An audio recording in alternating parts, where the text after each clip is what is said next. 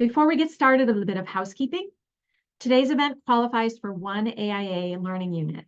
If you didn't provide your AIA number when registering, please send it to info@mazzetti.com and we'll take care of it. Today's session will address these 4 learning objectives. We will hold all questions until after today's speakers have made their presentations, but you can submit your questions at any time via the Q&A function of the webinar. We encourage you to enter your questions as they occur to you so you don't forget, and we make sure that we can get to them at the end of the presentation. Today's session is being recorded. So let me introduce our speakers for today. Dr. Amy Collins is an emergency physician in the Boston suburbs and a sustainable healthcare professional. She serves as the medical director at Healthcare Without Harm, leading their physician network, where she supports physicians, medical students, and other health professionals who are interested in promoting environmentally responsible climate-smart healthcare and other climate solutions. Dr. Jonathan Slutzman is an environmental engineer and emergency physician. He's the director for the Center for Environment and Health and the medical director for environmental sustainability at the Massachusetts General Hospital, as well as a practicing attending emergency physician at Massachusetts General. Prior to a career in medicine, Dr. Slutzman was a consulting environmental engineer, completing projects in a variety of areas within environmental health and safety assessments. Straddling the line between engineering and medicine, his mission is to improve the environmental sustainability of healthcare delivery, aiming to reduce the environmental costs of healthcare. His academic focus is measurement of environmental impacts in healthcare, particularly using life cycle assessments. He's a founding member and chair of the Mass General Brigham Clinician Sustainability Group, a past chair of the Society for Academic Emergency Medicine Climate Change and Health Interest Group, on the advisory committee of the Healthcare Without Harm Physician Network, and a founding member of the MGH Executive Sustainability Committee, and a founding member of the Mass General Brigham Climate and Sustainability Leadership Committee. I'm so honored to have both of you here today to join us. Thank you for making the time to do this. I'm sure everybody's looking forward to hearing what you have to say. With that, I'll turn it over to Amy to get started. Thank you.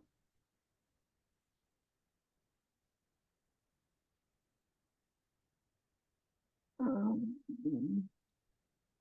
give me a minute. Okay.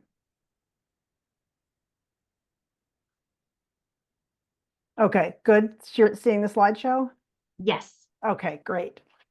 Thank you, Christina, for the nice introduction, and it's a pleasure to be here today, and also to speak to you because I have heard you speak so many times and learned so much from you. So it really is an honor to be here.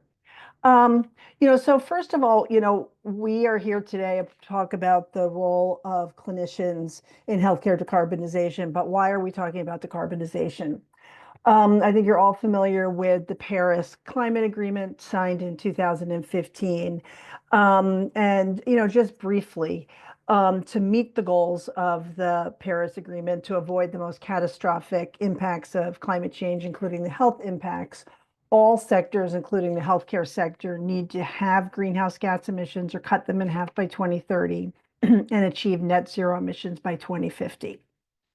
So we are not on track to meet that goal. However, we need to continue to reduce emissions, and the health sector needs to be a part of that. And health professionals, absolutely have a role and need to do their part. So Healthcare Without Harm, recognizing the urgency of the climate crisis, is also laser focused on climate right now. Briefly, Healthcare Without Harm is a global organization with branches in many countries. We were formed in the 1990s, starting with a campaign to eliminate mercury from the US healthcare sector, then the global healthcare sector. And as some of you know, over the years, we have had many different areas of work focus, from chemicals to buildings to food, transportation. However, we recently published a new strategic plan, and for the next several years, we are going to be really solely focused on climate, given the urgency of these times. So why are we focused on climate? First of all, as I just shared, We're not running out of time, but we really have this narrow period of time where there's this great opportunity to meaningfully reduce emissions. The healthcare sector is really on the front line of the climate crisis. We need to be prepared to care for patients in a changing climate. You all probably know that the climate crisis is first and foremost a public health crisis. Also, as you probably know, extreme weather events, which are increasing in severity and frequency, can definitely impact healthcare delivery, access, supply chains, and interrupt patient care. That was recently highlighted during the Hurricane Helene and Milton in the South. Just very devastating impacts on healthcare. And also, as you know, the healthcare sector has a very large climate impact, responsible for about 8.5% of US greenhouse gas emissions, which may not sound alike, but alike a lot. But it's if the US healthcare sector were ranked as a country, it would rank 13th in the world for emissions. And what's also important to know that clinical care is really among the single largest factor driving healthcare emissions, which really gives clinicians an opportunity to reduce that impact. And we also know that the healthcare sector has influence and can leverage that influence and advocate for policies that support climate solutions, at the local, state, and federal level. There is a pillar framework for health sector climate action. At least there is within Healthcare Without Harm, and we're seeing this across some of the other recent current climate initiatives. Mitigation, resilience, and leadership, supporting healthcare organizations in reducing emissions, also supporting them to prepare their facilities and communities for the impacts of climate and create resilience. And as we talked about before, the leadership, the healthcare sector and health professionals have a lot of influence, and we can really leverage that influence and advocate for policies, and educate policymakers and others about the intersection between climate health and healthcare delivery. And increasingly, hospitals and health systems across the US are committing to emissions reduction and preparing resilience. Practice Green Health and Healthcare Without Harm support the sector. And over the past several years, we've seen a lot of momentum, and there really is lots of support, tools, and resources from organizations such as the Joint Commission and the National Academy of Medicine, Institute of Healthcare Improvement, and also our federal government. So again, lots of tools, resources, lots of recent momentum, which we are hoping is going to continue during the new administration in one way or another. How do health professionals fit in? I think first of all, I want to talk about, why it's important to engage health professionals.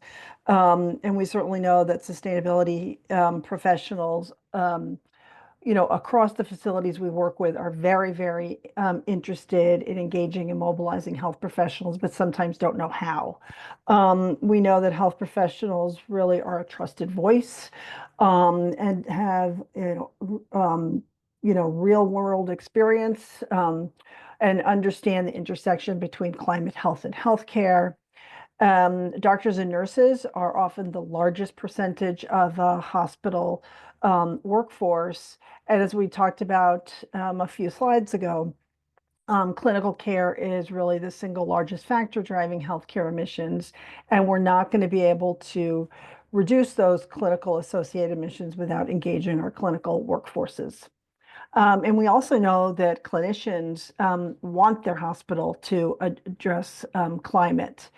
Earlier this year, the Commonwealth Fund surveyed doctors and nurses and found that 80% feel that addressing climate is critical to healthcare's mission. very interestingly, 75% personally want to reduce their environmental impact at work. And I think what was even more interesting that around 60% felt that an employer's climate policies would impact their decision to apply for a job. Really encouraging to see this interest from health professionals around health sector climate action. So what can health professionals do? I think to, um, you know, first of all, every single healthcare activity from the OR to food services, to the emergency department, to the radiology reading room, generates emissions. And these emissions are categorized into three scopes. And scope one are emissions that are generated on site. As far as health professionals, it's important to know that anesthetic gases are scope one emissions. So after the anesthetic gas is administered to the patient, the gases are vented outside. These anesthetic gases are very potent greenhouse gases. There is a movement to eliminate the use of desflurane, which is the most potent greenhouse gas, and a more recent movement to decommission central piped nitrous oxide.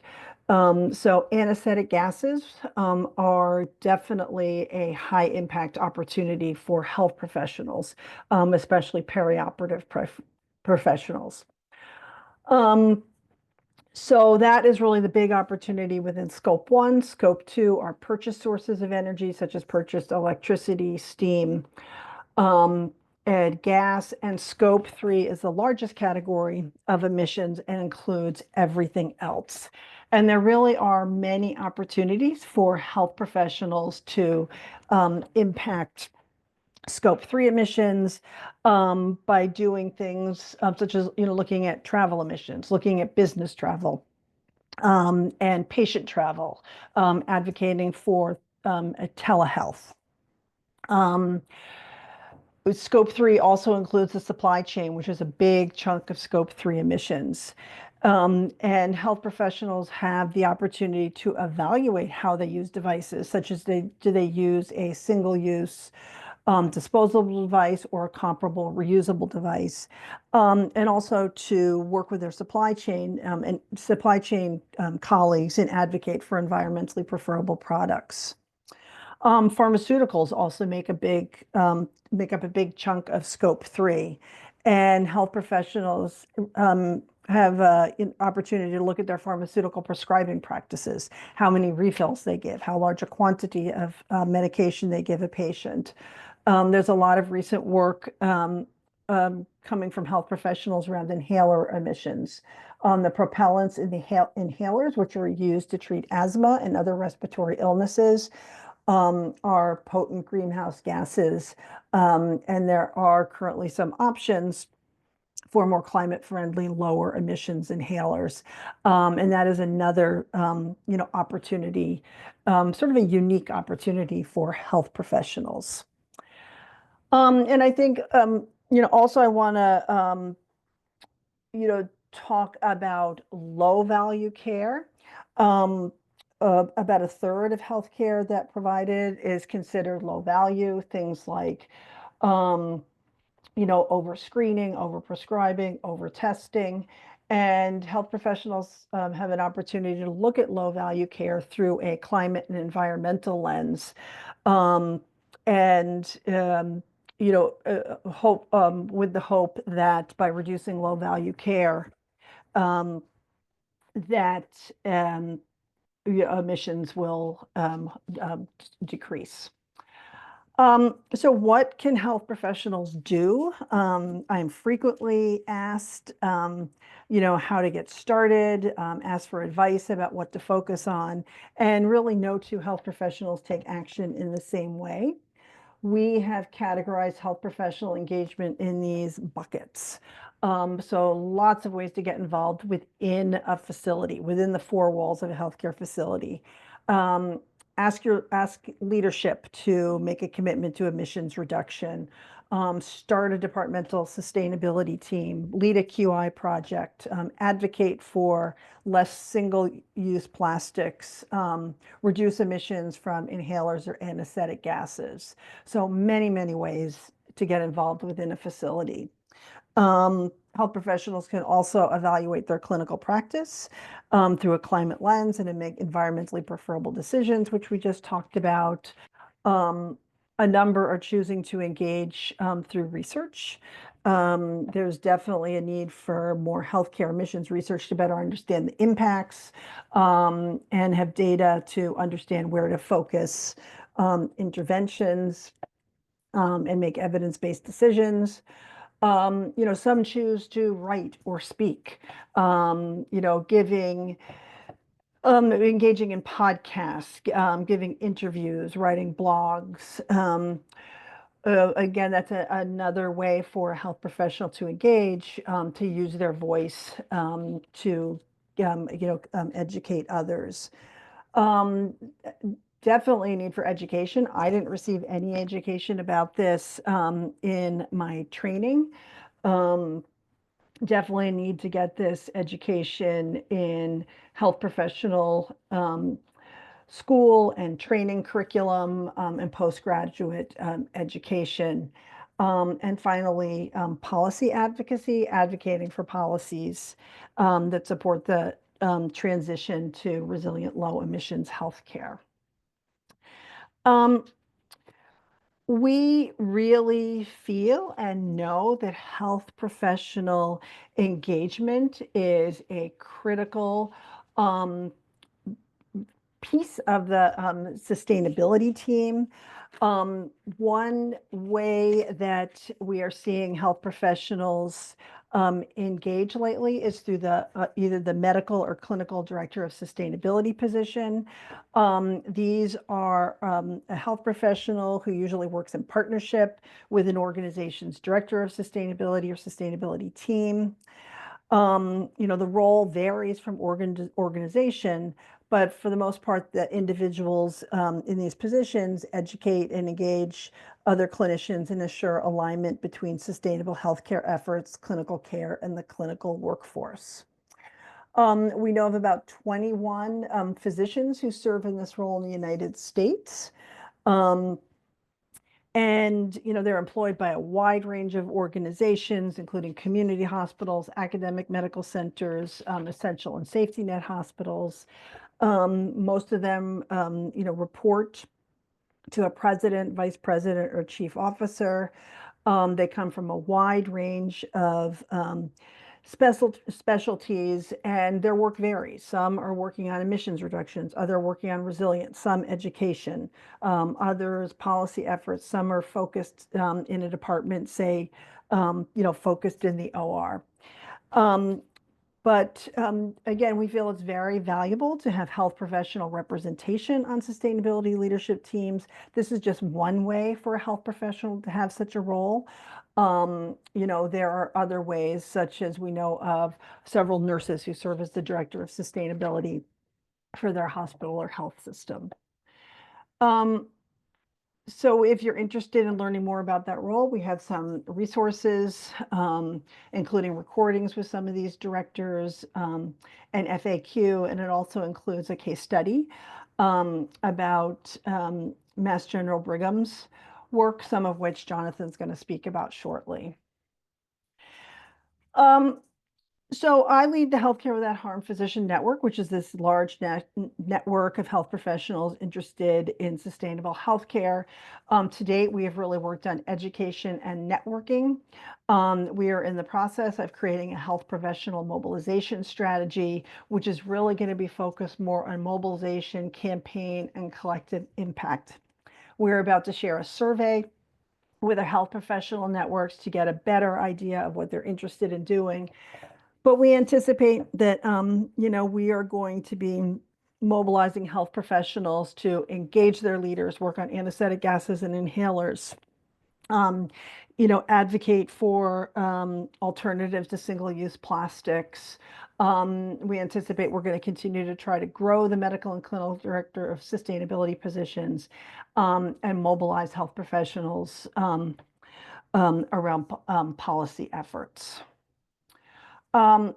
So here's the link to the Healthcare Without Harm Physician Network. We welcome physicians, medical students. We have some dentists, vets, dental students, physician assistants. It's free. It's no obligation. It's the greatest group of people I know. So encourage interested health professionals to check it out. As some of you know, Clean Med is our annual conference. It's going to take place in Atlanta this year from May 6 to 8. We are in the process of finalizing selections for the conference. I expect there are going to be many fantastic health professional-led sessions. We're going to have a dedicated clinical sustainability track. We have an annual dinner for our physician network, which is always a highlight.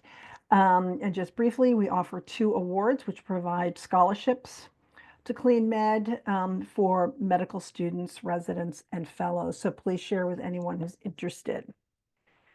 And with that, I am going to turn it over to Jonathan.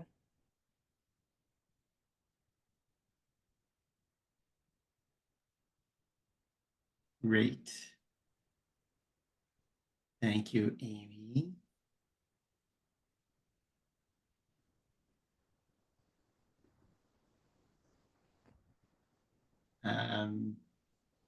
I am seeing your slides. Okay, hold on. Here we go. There we go.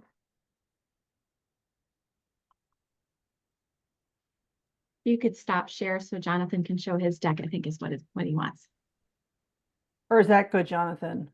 If you stop share, I made a slight adjustment. Okay. Okay. There we go. All right.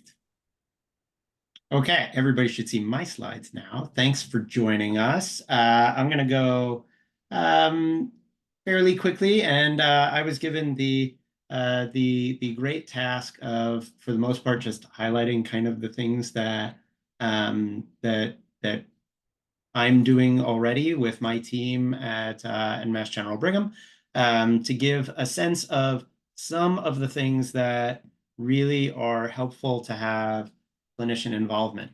And I'll give a little shout out to all of the work that was done at Mass General Brigham back when it was Partners Healthcare, way before I arrived on the scene.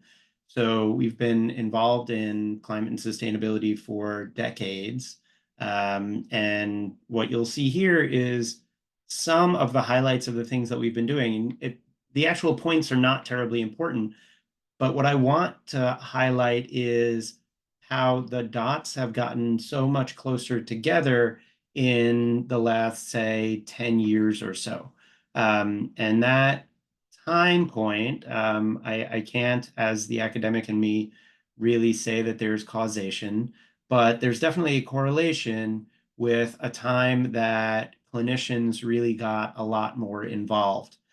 Prior to that point, sustainability was primarily driven by our real estate and facilities teams, doing a lot of work, especially in the energy space, which has been foundational and super important. And then just under 10 years ago, we had a lot more clinician involvement that I think has accelerated our work. One of the things that it really advanced was our measurement. And these data, which are not yet really public, although I guess now they are, will be posted on CDP as soon as they get around to doing whatever QA checks they need to do, since we submitted it in October. These are our estimated greenhouse gas emissions from all of Mass General Brigham's operations in 2023 calendar year. This follows our report to CDP for calendar year 2022 as well. So we've done the same thing a couple of years, and we plan to continue doing that. What's important to see is, first of all, these numbers not so drastically different than so many other places that have done greenhouse gas inventories for large hospital systems. Our indirect energy or scope 2 emissions are probably better than most, but that's because of the decades of work that we've done the energy side before now. But really the purchased goods and services, the capital goods are the bulk of our emissions. And that's, I think, where clinicians really have probably the strongest voice, in that, for the most part, our support services, and I kind of hate that term, but that's what we call it at the hospital, all of our support services, things like materials management and central sterilization, food and nutrition, all these operations that enable us to take care of patients at the bedside, without whom we would be able to do essentially nothing, which is why I don't like calling them support services. But their mission is to enable us to provide that care. So they respect our opinion, and if a surgeon asks our materials management team, "Hey, I really want this device because it's going to do good things for our patients," they're going to say, "Yeah, we'll figure out a way to do it." At the same time, if our clinicians say to our materials management team and supply chain teams and say, "We really care about environmental protection, we want more sustainable products," they're going to do that too. So clinicians have a very strong voice in tackling that biggest chunk of our climate emissions. So what did we do in Mass General? We created the Center for the Environment and Health, which has a fourfold mission. It matches the mission of the hospital. I challenge you to find an academic medical center in this country that does not have essentially the same mission as we do, which is to provide high quality clinical care, to generate new knowledge through research, to educate the next generation, and to provide for community or public health in some way. So that's our mission, and the mission of the Center for the Environment and Health mirrors that, with number one, providing high quality clinical care in an environmentally friendly way and as environmentally responsibly as we possibly can. Number two, to create new knowledge through research on the links between the natural environment and human health and how healthcare contributes to environmental degradation. Number three, education of our staff, our faculty, our trainees, our residents, our fellows, our students, our patients, our communities on those links between the environment and health. And number four, advocating through science for better public health standards with respect to the environment. I have the immense privilege of leading these efforts, but I don't do it myself, and I would not look nearly as good if not for the amazing people who work with me in each of these realms. So I'm going to hit on not everything that we do, not all of the good things, but kind of some highlights where clinicians, I think, play a really important role. The first is anesthesia. Anesthesia is a really, I don't want to say really easy target, but honestly, it's a good target for environmental sustainability in healthcare, because it's unique to us. It is a direct greenhouse gas emission that only comes from healthcare, and over which we have immense control. So a little over 2 years ago, we started issuing, I'm not allowed to call them report cards, but they're report cards, to our anesthesiologists and nurse anesthetists on a monthly basis, showing them their climate impact from the care they deliver. It's not a novel idea, but the technology that we had just by chance through our electronic health record and our anesthesia machines and what they were measuring anyway, we were able to say, okay, each individual physician and nurse anesthetist has an impact, and we can show it to them. We didn't necessarily tell them to do anything. We provided education on the environmental impacts of anesthesia, some techniques for reducing those impacts through reducing fresh gas flow, switching to different gases. We didn't tell them they had to do anything. We provided a best practice advisory in our electronic health record that alerts them when they are using certain gases at higher flows than we think are necessary for patient safety, so that they could be alerted to it. But again, it doesn't stop them from doing anything. They just have to click a button that says, yep, thank you. And then we saw what happened. And it turns out that if you take a bunch of physicians, and to a lesser extent nurse anesthetists, but this is a negative on physicians, if you compare them to their peers, even if you don't tell them each person's name, they're going to want to do better. Everybody wants to be at the top of that list. So they just did better. And what we found was over about a 6 to 7 month period, our greenhouse gas emissions from anesthetics delivered to our patients dropped by over 50%. And if we look out longer, it's actually dropped closer to 70%, which is phenomenal. It's actually gotten to the point that we're under our contracted minimum purchases for some of our anesthetic gases. So it's a good place to be. We're doing much better. The next thing on anesthesia, though, is what this chart shows, and you can look at this online if you go to the Center for the Environment and Health website. These are publicly available. I actually just copied this yesterday. This just shows the emissions from the anesthetics that actually got to our patients. It does not record anything upstream of that. So that brings us to the kind of elephant in the room, which is that blue line, the dark blue line, the second one. The first one is the total. The second one is nitrous oxide. And you see that our emissions of nitrous oxide were the highest of all of our anesthetic gases. But again, that's just what got to the patient. We then looked, we actually did this first. We looked at what we were buying, and we were buying approximately 10 times more than that. So where was it going? It goes in here. This is our cryogenic central nitrous oxide tank. It holds thousands of pounds of nitrous oxide. I can look right now online to see how much it shows. But it shows that it holds thousands of pounds, and we get a few deliveries a year. And the amount that it decreases is pretty consistent. It decreases by about 20 pounds a day, every day of the year. And you might be thinking, why is it every day of the year? Aren't there fewer surgeries on, say, Saturday or Sunday or Thanksgiving? True, there are fewer surgeries on those days. And the tank decreases by about the same amount every day anyway. So we're pretty convinced that about 90% of our gas is going somewhere else. I can't tell you exactly where it's going. I don't know where the leak is, but there must be a leak. So in June, we stopped using it. And I know that Dr. Pilardi is here. Her institution is ahead of us on this. I'll give Beth Israel Deaconess Medical Center the credit for decommissioning their central nitrous oxide system before us.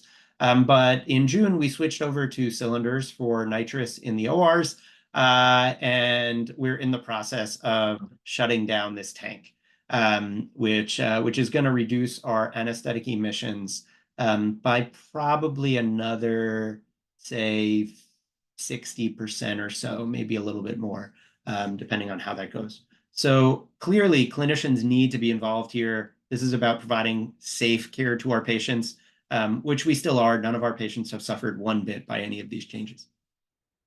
The next one that's unique to healthcare is metered dose inhalers.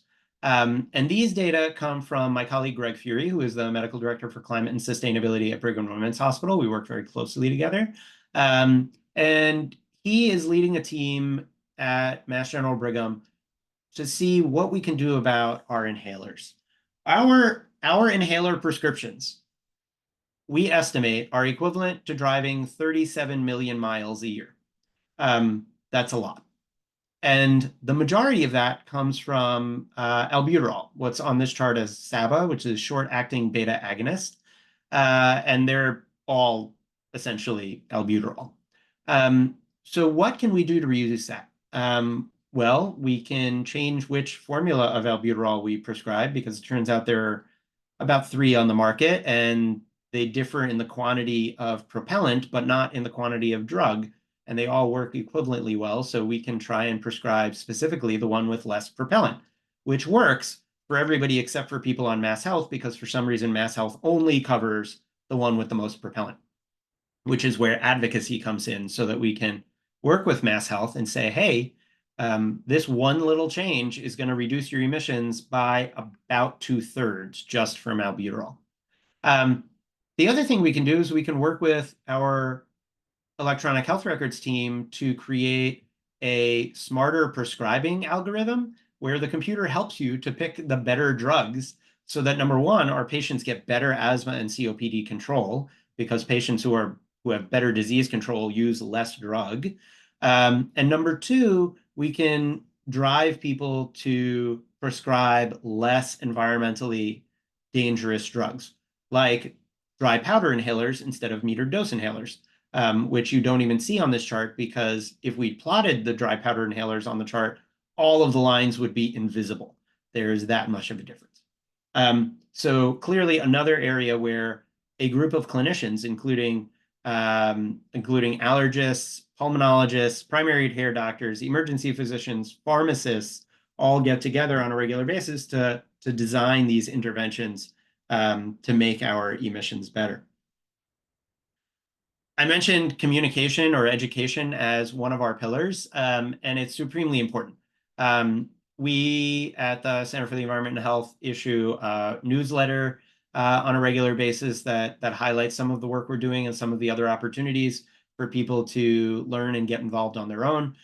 We have produced webinars that are all available recorded on our website for folks to learn different aspects of sustainability and climate and health.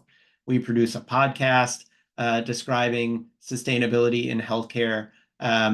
The Brigham Women's team has a site with articles and videos to watch. And then this year, for the first time ever, Mass General Brigham issued a sustainability impact report, which is publicly available and outlines some of the data that we generated from calendar year 2022, because this was issued before the calendar year 2023 data were done, and outlines some of our ambitions, some of our accomplishments, some of the areas where we need to do better.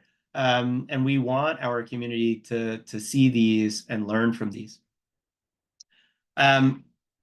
We implemented for the first time a quasi-mandatory educational module for all faculty at Mass General Hospital, which turns out to include all the physicians and psychologists, about 2,500 people.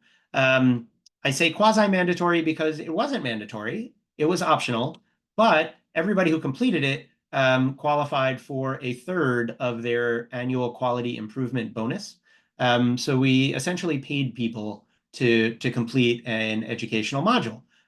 This is part of a regular quality improvement program through the physicians organization that is funded every year. So every physician and psychologist who completes it does get some monetary benefit for doing it. And this was one of the 6 measures over the course of the year. And what we found was, number one, 96% of people did it, which is pretty good. And number two, the vast majority of people thought it was good. And what we did was we showed that people who did the program, number one, improved in their knowledge and comfort in talking about climate and health and healthcare sustainability. And number two, we tracked the written comments. Now, obviously, not everybody wrote written comments, right? We had about 2,500 people in the program, and something like 2,200 completed it, or more than that, 2,300, something like that. And only about 400 some odd wrote comments. Of the comments, the vast majority were positive. 56% positive, 37% were neutral. And when we categorized these, we were very generous in calling something neutral or negative. So if somebody wrote a comment like, "Thank you for the training," that was a neutral comment. If somebody wrote, "I wish there were more of this," that would be neutral. Whereas I think those could easily be considered positive. So overall, we think that people considered it to be a positive experience, and we were able to hit many people. Our objective, our goal is in the coming year or two to figure out a way to incentivize all of our nursing staff who are much more connected to our patients. There are many more of them across the enterprise. And so we really want to get the same kind of knowledge out to that role group, just as we did to the physicians and psychologists. On the research side, we have engaged with My Green Lab. We did a pilot project with them looking at MGH. We've now expanded it across Mass General Brigham. This slide is actually a little bit out of date. We've now filled the program. We have about 23 labs across Mass General Brigham that are participating with My Green Lab to show whether their certification actually improves sustainability performance in an academic lab setting. My Green Lab has really been engaged much more in the for-profit lab space, think pharmaceutical companies. And so we were one of the first academic centers that engaged with them. And so far, the data are pretty good, that our PIs are engaged. They want to do this. They are changing their practices because of it. So we've got some good movement. And I mentioned advocacy.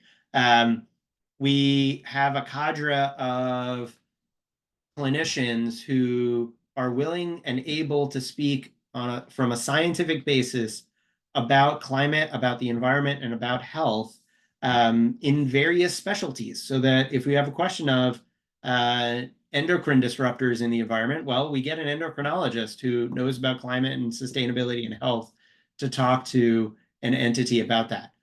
We write op-eds. We go where we're needed, whether that's on Beacon Hill or Capitol Hill or wherever, to get our word out. And it's all about kind of where can clinicians really play a role. And up until fairly recently, decisions in hospitals were made at the intersection between clinical effectiveness and financial cost.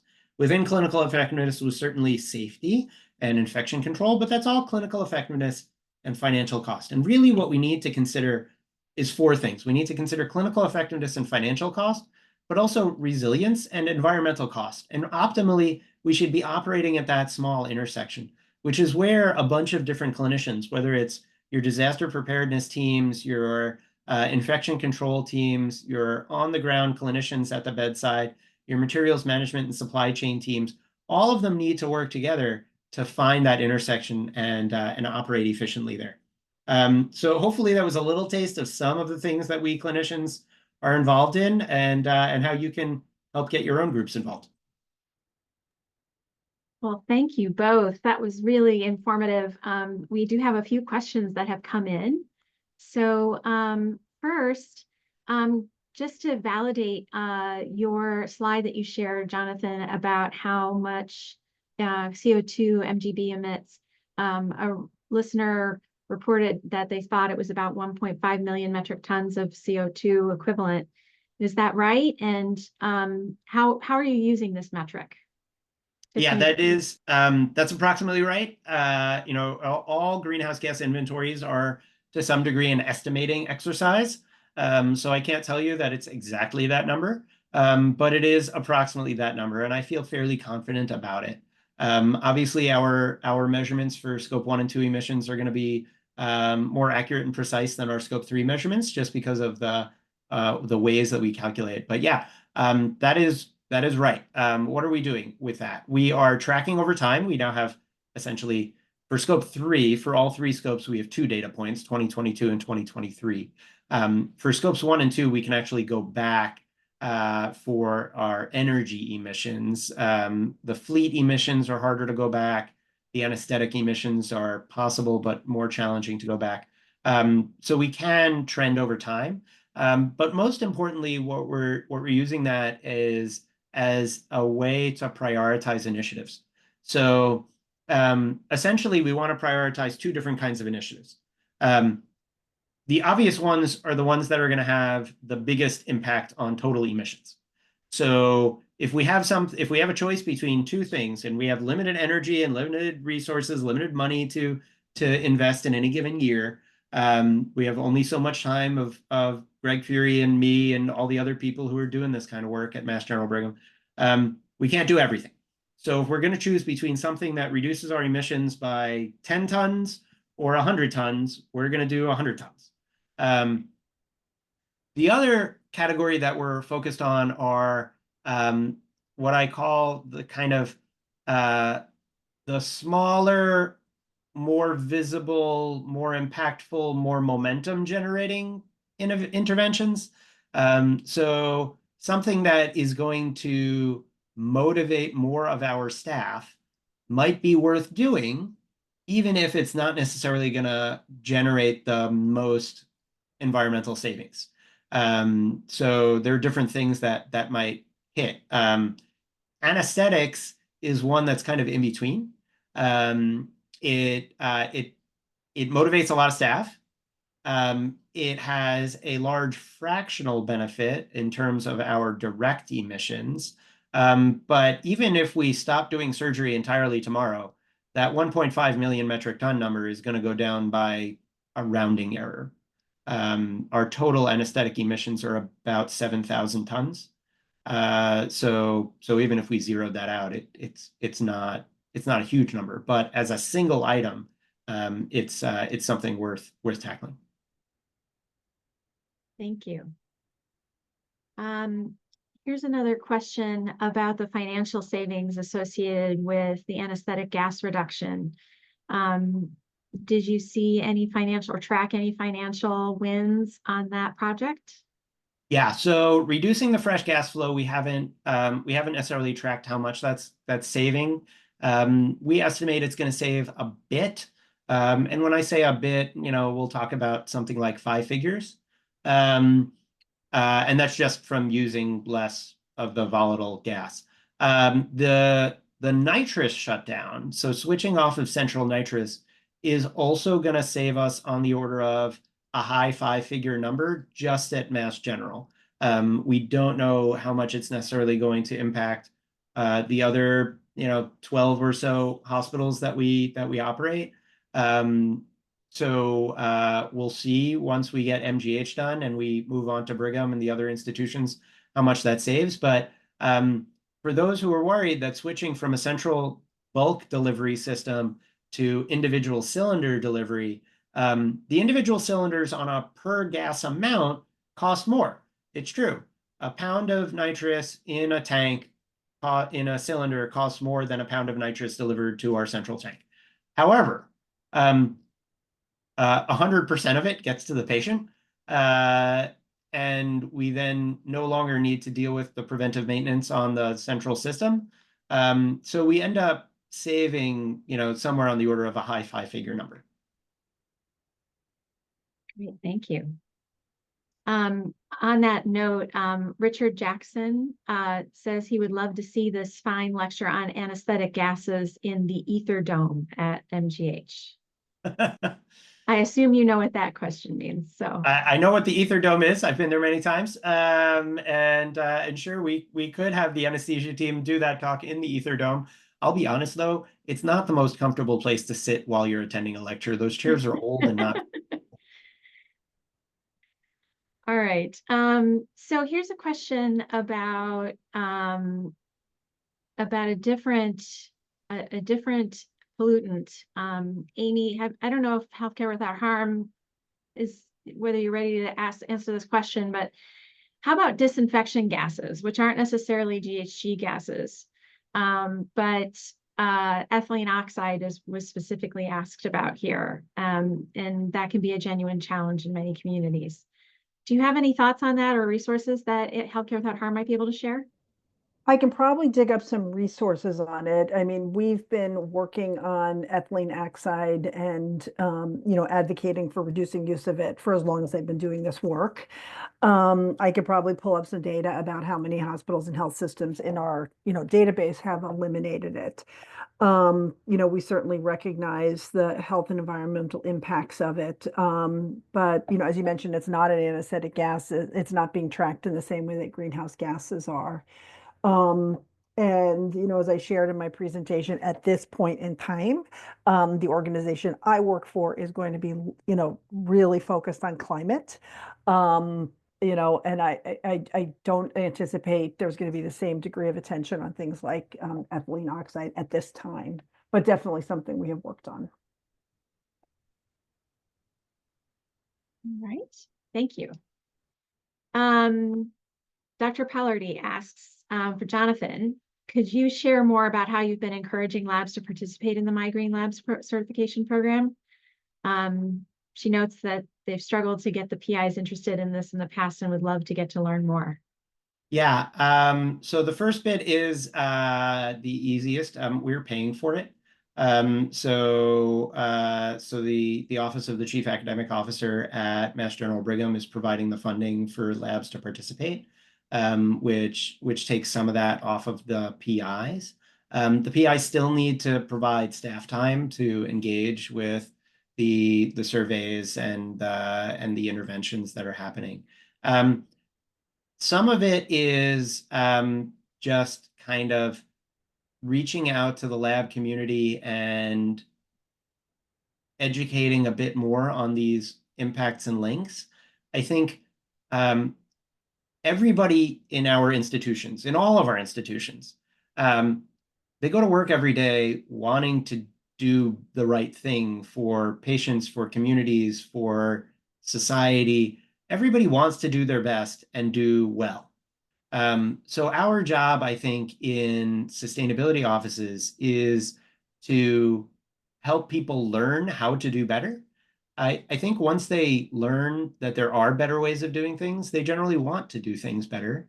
Obviously, there are competing priorities, and the stress of getting grants and fulfilling them and meeting budgets is really important. And we have heard from PIs that ultimately, when choosing devices to buy or individual items for their labs, really price is by far the most important thing, because they have their tight grant budgets. So we try to appeal to that, and we try to explain how some sustainability things really are worthwhile. We've tried to figure out some way that some of the institutional savings associated with sustainability interventions, thinking things like changing your freezers from -80 to -70, right? That the individual lab doesn't necessarily benefit from that, but the institution does, because our electric bills go down. And can some of that savings somehow make its way back to individual labs so that they can realize some benefit? That's hard to work out, and we haven't solved that yet. But Avery, I'm happy to put you in touch with the folks who are running our My Green Labs project to see what can be done across town. Thank you, Jonathan. And I noted that Amy put some resources in the chat here. So let me see if I can get this to Yeah, everyone. yeah, I put it in the wrong channel, so I can do that. Oh, no, maybe I can't. Let me see. I think I can do it in the Q&A panel. Just a moment. Yeah, I can't.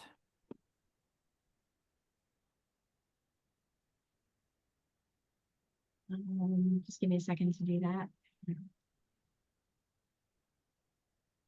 Okay, I put it in the Q&A, so hopefully you all can see that link with Practice Green Health on ethylene oxide. All right, we have a very specific question for you, Jonathan. What is the name of the inhaler with the less propellant? Oh, crud, you're asking me a hard. There are three. One has about 6 grams, one has about 8 grams, the other has about 18 grams. And I want to say Ventolin is the worst one, and ProAir and Proventil are the better ones. But I might have to look that up to confirm. Really, if you just check the product inserts, the FDA approved product insert, it says how much is in it. So if it's a 6.8 gram, it's the lowest. If it's an 8 point something, it's the middle. And if it's 18, it's the most. They all have the same number of doses. They all have 200 doses of albuterol. That's good to know. All right, here's another question. Thanks to both you and Amy and Jonathan for an excellent presentation.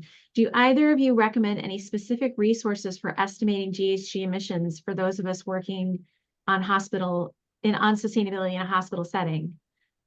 Aside from healthcare, lca.com, which is a pretty good source, but not comprehensive. For example, determining GHG savings from offsite waste processing and travel, or changes to medical products and devices being used. We offer a publicly accessible free healthcare emissions impact calculator. I can add that to the chat or the Q&A. If you're interested in calculating emissions, from a healthcare facility. Jonathan, do you have anything else to add to that? Yeah, so there are lots of tools out there for Scope 1 emissions, for the direct emissions. EPA has emissions factors that you can use. The anesthetic gases are I just use a spreadsheet. It's really not hard because all you need to know is the quantity in mass of the gas and then multiply it by the global warming potential, which I could look up for you, but it's for example, nitrous is 298. Desflurane is like 2,500 something. And that's just pretty straight up arithmetic. For Scope 3, that's the one where you need to come up with, there are different methods of doing it. The simplest is spend-based for purchased goods and services and capital goods. And there are different tools. So there's the Healthcare Without Harm tool. There's healthcareghg.org is one from Yale that I've checked out and is very good. And then things like patient transport, staff transport, you have to start getting into how far are people going? How are they going? Are they driving themselves? Are they taking a train? And you need to start factoring other things in. But a lot of these tools address those. Great.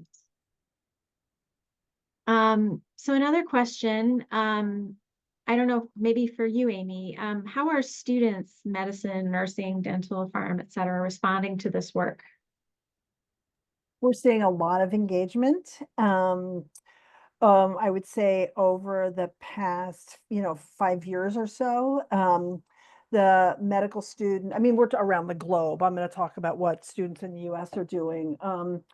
Medical students have formed an organization called Medical Students for a Sustainable Future. It's a large, vibrant group of medical students from medical schools across the country, working on a variety of climate-related issues, including sustainable healthcare.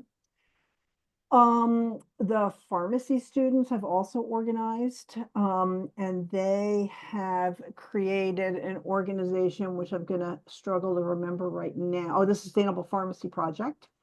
And they are specifically trying to raise awareness of the impact of pharmaceuticals, the climate impact, to educate, identify opportunities to reduce that impact. They are very organized. We've also seen the Masters of Health Administration students organize and form a group. And their goal is to educate administrators about climate and sustainable healthcare, and also get this education into their curriculum. And nurses are engaging through ANNIE, the Association of Nurses for a Healthy Environment. So, well, thank you. Thank you both for joining us today. We really appreciate your taking your time to talk with us today. We appreciated all of your great questions, audience. So please mark your calendars for the next Bending the Climate Curve learning event on January 21st, 2025. We'll skip December and go straight to January. It'll be at 8 a.m. Pacific, 11 Eastern, on another vital topic for bending the climate curve. You can watch our Mazzetti's and LinkedIn posts for announcements of session topics in the new year. So you'll be able to see there. Somebody also asked where to find the video. That will also be on our website. With that, we will adjourn. We'll see you all in the new year. Thank you.